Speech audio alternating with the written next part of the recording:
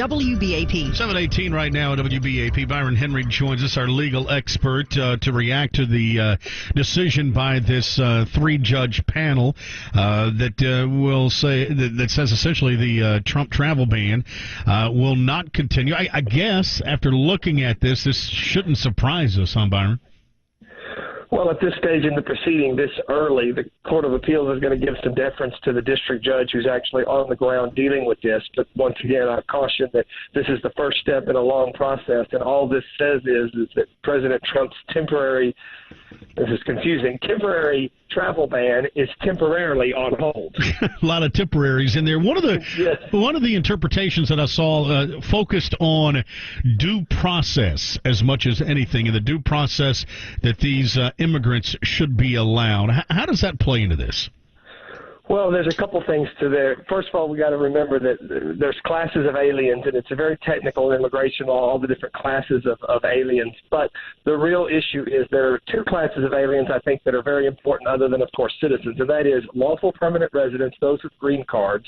And the Trump administration has already said that this executive order or travel ban does not apply to lawful permanent residents. So let's set them aside for a moment. There's a lot of other classes of aliens with respect to asylum seekers, refugees, visa holders, people seeking a visa. Those aliens, it's unclear what rights constitutionally, if any, they have when they are not in the country. That's something that's going to be sorted out, but was touched on in this opinion very lightly, that the government hasn't basically shown how they're going to address each class of aliens. It's just kind of a travel ban that could apply to green card holders, could apply to visa holders, could apply to asylum seekers.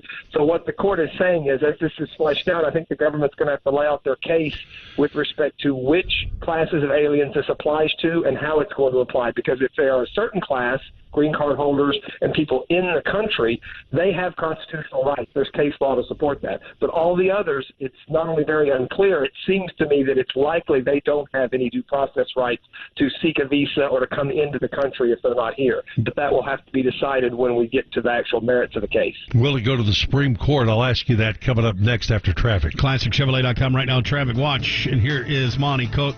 I-35 east southbound at Ovilla Road. Looks like two right lanes still taken away. I-30 eastbound past Beckley approaching I-35E. That one's still there in the two right lanes. Tollway southbound at Frankfort, the left lane blocked. And I-35 east southbound at North Texas Boulevard. That one's still on the right lane. With the WBAP Right Now Traffic Watch, I'm Monty Cook. A windy, warm day on tap in Dallas-Fort Worth. WBAP weather, partly cloudy, windy, and 75 today. Winds out of the south, 15 to 30 and gusty. Low tonight, 65. Even warmer, 84 tomorrow, but we do expect storms Sunday night and some pretty good rains Monday and Tuesday. Right now, WBAP, 48 degrees. Attorney Byron Henry is still with us. And Byron, Donald Trump says basically, okay, I'll see you at the Supreme Court. Can the Supreme Court can the Supreme Court take that up today, Monday, Tuesday? How long does this take? What kind of process is that? Can they push it through pretty quick?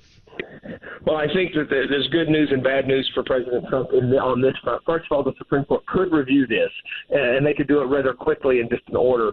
I think the bad news for President Trump is that the court is basically divided on so-called liberal, conservative, split issues, immigration being one of them. We know that the court split 4-4 on President Obama's immigration order. So the bad news is I'm not sure there's the votes there. They could take it up quickly, but ultimately this issue, if the President Trump decides to keep this travel ban as part of his immigration policy, it could be decided and will be decided ultimately at the Supreme Court.